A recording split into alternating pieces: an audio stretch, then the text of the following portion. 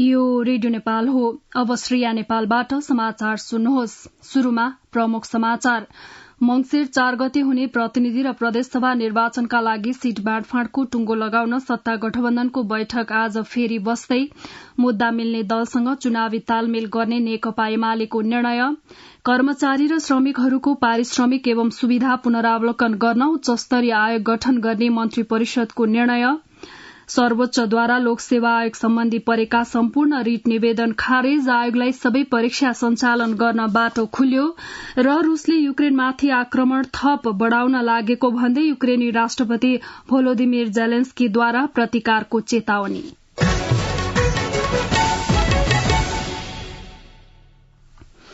अब समाचार विस्तारमा। सत्तारूढ़ गठबन्धनका शीर्ष नेताहरूको हिजोको बैठकमा थप गृह कार्य गरी आज मंसिर 4 गते हुने प्रतिनिधि र प्रदेशसभा निर्वाचनका लागि सीट बाँडफाँडको प्रस्ताव टुंगो लगाउने सहमति भएको छ। प्रधानमन्त्री निवास बालुवाटारमा हिजो बसेको बैठकमा सीट बाँडफाँडको प्रस्तावबारे केही छलफल भए पनि निष्कर्षमा पुग्न नसकेपछि पार्टीका शीर्ष नेताहरूबीच एक्ला एक्लै तथा आवश्यकता अनुसार विभिन्न समूहमा छलफल अगाडि बढ़ाउने सहमति भएको संचार तथा सूचना प्रविधि मन्त्री ज्ञानेन्द्र बहादुर कार्कीले जानकारी दिनुभयो। गठबन्धन दलहरूबीच सीट बाँडफाँडको टुंगो लगाउन गठित कार्यदलका संयोजक एवं नेपाली कांग्रेसका नेता कृष्ण प्रसाद सिटौला अस्वस्थ भई लामो समय छलफलमा बस्न नसकेका कारण पनि बैठक आजका लागि सारिएको मन्त्री कार्कीले बताउनुभयो। सत्ता गठबन्धनको अर्को बैठक आज साँझ 5 बजे बस्ने पनि मन्त्री कार्कीले जानकारी दिनुभयो।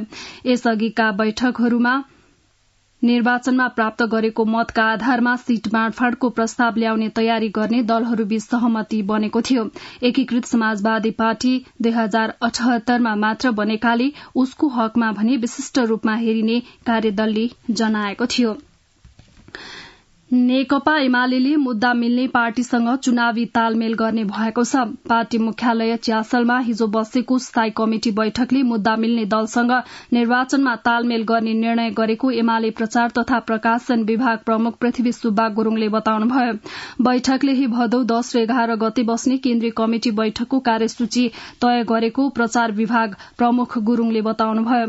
अध्यक्ष केपी शर्मा ओलीले आगामी केन्द्रीय कमिटी बैठकमा प्रस्तुत गर्नुहुने राजनीतिक प्रतिवेदनमा 13 जना स्थायी कमिटी सदस्यले आफ्नो धारणा राख्नु भएको छ। बैठकले तेस्रो केन्द्रीय कमिटिले गरेका निर्णयको अनुमोदन गर्नुका साथै पार्टीको वार्षिक बजेट पनि पास गरेको उहाँले जानकारी दिनुभयो। यस्तै बैठकले केन्द्रीय सल्लाहकार परिषदमा 3 जनालाई मनोनयन गरेको प्रचार विभाग प्रमुख गुरूङले बताउनुभयो। सरकारले राष्ट्र सेवक कर्मचारी र श्रमिकहरूको न्यूनतम तलब भत्ता पारिश्रमिक एवं सुविधा पुनरावलोकन गर्न पूर्व मुख्य सचिव लीलामणि पौडेलको संयोजकत्वमा उच्च स्तरीय तलब सुविधा आयोग गठन गरेको छ। मन्त्री परिषद बैठकको निर्णयहरू सार्वजनिक गर्न सिंहदरबारमा हिजो आयोजित कार्यक्रममा सरकारका प्रवक्ता एवं संचार तथा सूचना प्रविधि मन्त्री ज्ञानेन्द्र बहादुर कार्कीले देशको आर्थिक अवस्था र खर्च वहन गर्न सक्ने क्षमता समेतका आधारमा राष्ट्र सेवक कर्मचारीको पारिश्रमिक पुनरावलोकन गर्न आवश्यक अध्ययन गरी नेपाल सरकारलाई सिफारिश गर्न पूर्व मुख्य सचिव लीलामणि पौडेलको संयोजकत्वमा उच्च स्तरीय तलब सुविधा आयोग गठन गर्ने निर्णय गरेको जानकारी दिनुभयो। संचार मन्त्री कार्कीले सरकारले चालू आर्थिक वर्षका लागि कृषि तथा पशुपक्षी विकास मन्त्रालय अन्तर्गत 204 जना राजपत्रांकित पदहरूको अस्थायी दरबन्दी स्वीकृत गरेको, शहरी विकास मन्त्रालय अन्तर्गत सञ्चालन हुने विकास आयोजना सञ्चालनका लागि राजपत्रांकित श्रेणीका 380 अस्थायी दरबन्दी स्वीकृत गरेको बताउनुभयो।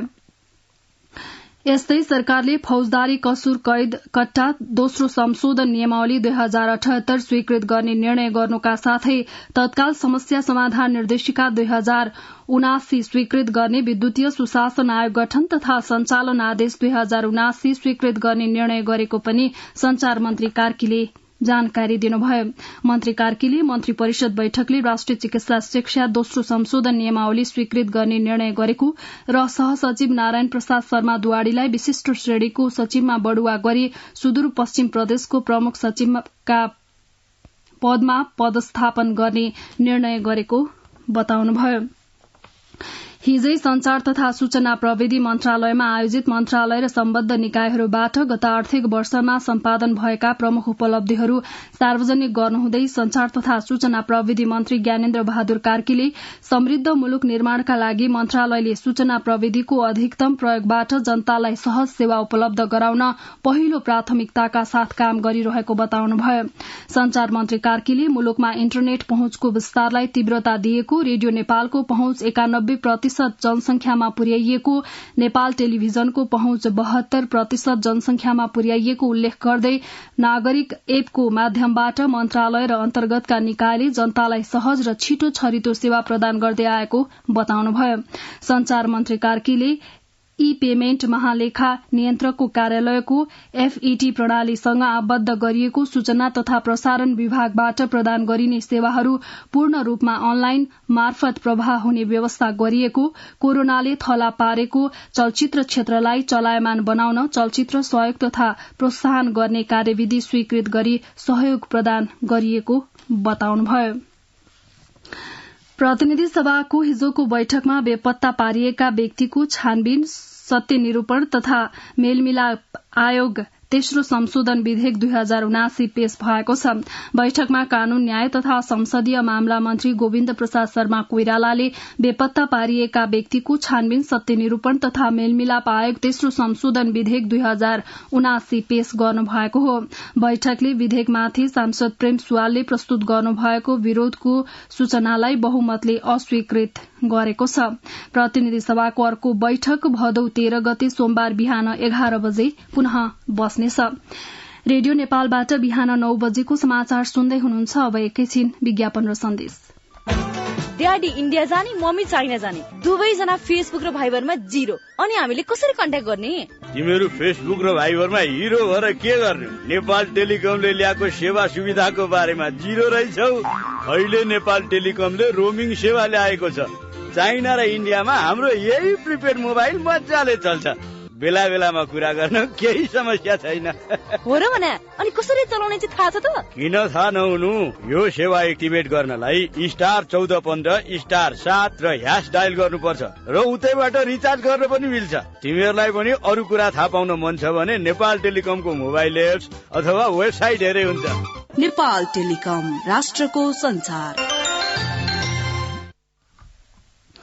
समाचारमा पुनः स्वागत छ। अब बाँकी समाचार। महाभियोग सिफारिश समितिको हिजोको बैठकमा सांसदहरूले निर्वाचनको समयमा आएर गठन भएको समितिले तयार पारेको प्रतिवेदन संसदमा प्रवेश पाएन भने त्यसको अर्थ नहुने धारणा राख्नु भएको छ। सिंहदरबारमा हिजो समितिका ज्येष्ठ सदस्य रामबहादुर विष्टको सभापतित्वमा बसेको बैठकमा सांसद विष्णु पौडेलले 6 महिना समय कटाएर 3 महिनाको समयमा गर्नुपर्ने काम निर्वाचनको मुखमा आएर समिति गठन गरेको भन्दै समितिले तयार गरेको प्रतिवेदन समितिमा निर्णयार्थ प्रस्तुत हुन नपाउने हो कि भन्ने चिन्ता व्यक्त गर्नुभयो। कानून न्याय तथा मानव अधिकार समितिका सभापति कृष्ण भक्त पोखरेलले पनि समितिले बनाएको प्रतिवेदनको औचित्य हुनुपर्ने नत्र त्यसको अर्थ नहुने धारणा राख्नुभयो। सांसदहरू यशोदा गुरूङ सुवेदी, मीनबहादुर विश्वकर्मा र इकबाल मियाले 6 महिना बितिसकेको हुनाले 1 महिनाभित्र सम्पूर्ण काम सक्ने गरी कार्यतालिका बनाएर काम अघि बढ़ाउनु पर्ने धारणा राख्नुभयो। समितिका सभापति विष्टले आजको बैठकमा कार्यविधिको मस्यौदामाथि छलफल गरेर कसरी अगाडि बढ़ने भन्ने विषय तय गरिने जानकारी दिनुभयो। कर्मचारी समायोजन सम्बन्धी विवादमा सर्वोच्च अदालतको फैसला सार्वजनिक भएसँगै लोकसेवा आयोगलाई सम्पूर्ण परीक्षा सञ्चालन गर्न बाटो खुलेको छ। कायम मुकायम प्रधान न्यायाधीश दीपक कुमार कार्की, न्यायाधीशहरू विश्वम्भर प्रसाद श्रेष्ठ, अनिल कुमार सिन्हा, बमबहादुर श्रेष्ठ र टंक बहादुर मोक्तानको हिजो बसेको संवैधानिक इजलासले लोकसेवा आयोग सम्बन्धी परेका सम्पूर्ण रिट निवेदन खारेज गर्दै परीक्षाका लागि बाटो खुल्ला गरेको हो। काठमाडौँ उपत्यका सहित देशका विभिन्न भागमा आज पनि बदली रही वर्षा हुने जल तथा मौसम विज्ञान विभागले जनाएको छ। आज बिहान देशभर आंशिकदेखि सामान्य बदली रही कर्णाली, सुदूरपश्चिम र गण्डकी प्रदेशका थोरै स्थानमा हल्का वर्षा भइरहेको छ। जल तथा मौसम विज्ञान विभागका अनुसार आज दिउँसो देशभर आंशिकदेखि सामान्य बदली रहनेछ। प्रदेश 1, बागमती, गण्डकी, कर्णाली र सुदूरपश्चिम प्रदेशका केही स्थानमा हल्कादेखि मध्यम वर्षाको सम्भावना रहेको छ। राति पनि देशको पहाड़ी भूभागमा आंशिकदेखि सामान्य बदली हुने, अन्य अन्य भूभागमा आंशिक बदली रही प्रदेश 1 र लुम्बिनी प्रदेशका थोरै स्थानमा र बाँकी प्रदेशका 1-2 स्थानमा मेघ गर्जन र चट्याङ सहित हल्कादेखि मध्यम वर्षाको सम्भावना रहेको छ। अब अन्तर्राष्ट्रिय समाचार। युक्रेनका राष्ट्रपति भोलोदिमिर जेलेन्स्कीले रूसले थप भीषण आक्रमण गर्न सक्ने भन्नुहुँदै युक्रेनले पनि प्रत्युत्तरमा शक्तिशाली जवाफ दिने उल्लेख गर्नुभएको छ। युक्रेनले सोभियत संघबाट सन् 1991 मा स्वतन्त्रता पाएको दिन र रूसी आक्रमणको 6 महिना पूरा भएको पूर्व सन्ध्यामा जेलेन्स्कीले सन् 2014 मा रूसले आफ्नो भूभागमा जोडेको युक्रेनी क्षेत्र क्राइमिया पनि युक्रेनी भूमिमा फिर्ता ल्याउने प्रतिबद्धता व्यक्त गर्नुभयो। यसैबीच आज मनाइने युक्रेनको स्वतन्त्रता दिवसलाई लक्षित गरी रूसले युक्रेनमाथि भीषण आक्रमण गर्न सक्ने भनी पश्चिमा राष्ट्रहरूले चिन्ता व्यक्त गरेका छन्। मलेसियाका पूर्व प्रधानमन्त्री नजीब रजाकलाई 12 वर्षका लागि जेल चलानको आदेश दिएको छ। रजाकले दिएको पुनरावेदन सम्बन्धी निवेदन खारेज गर्दै त्यहाँको उच्च अदालतले यस्तो आदेश दिएको हो। सरकारी स्वामित्वको स्वास्थ्य कोषको रकम हिनामिना गरेको अभियोगमा रजाक अदालतबाट दोषी ठहर भएका थिए। अब मौसम सम्बन्धी जानकारी। आज देशभर आंशिकदेखि सामान्य बदली रही प्रदेश 1, बागमती प्रदेश, गण्डकी प्रदेश, कर्णाली प्रदेश, सुदूरपश्चिम प्रदेश र बाँकी प्रदेशमा मेघ गर्जन सहित हल्कादेखि मध्यम वर्षा हुने जल तथा मौसम विज्ञान विभागले जनाएको छ। आज दिउँसो काठमाडौँ उपत्यकाको अधिकतम तापक्रम 29 देखि 31 डिग्री सेल्सियसका बीच रहने अनुमान गरिएको छ। काठमाडौँ उपत्यकामा सूर्योदय अघि बिहान 5 बजेर 39 मिनटमा भयो भने सूर्यास्त भरे साँझ 6 बजेर 34 मिनटमा हुनेछ। अन्त्यमा यस प्रसारणका प्रमुख समाचार फेरि एकपटक।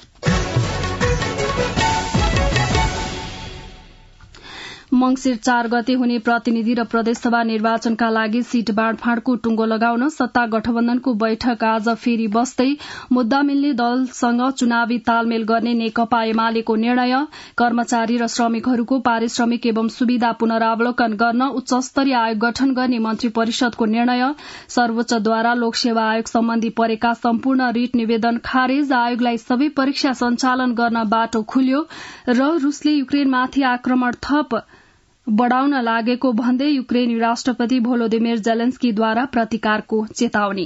यो सँगै बिहान 9 बजेको समाचार सकियो। यसपछि नेपाल भाषामा समाचार सुन्न सक्नुहुनेछ। हवस् त, नमस्कार।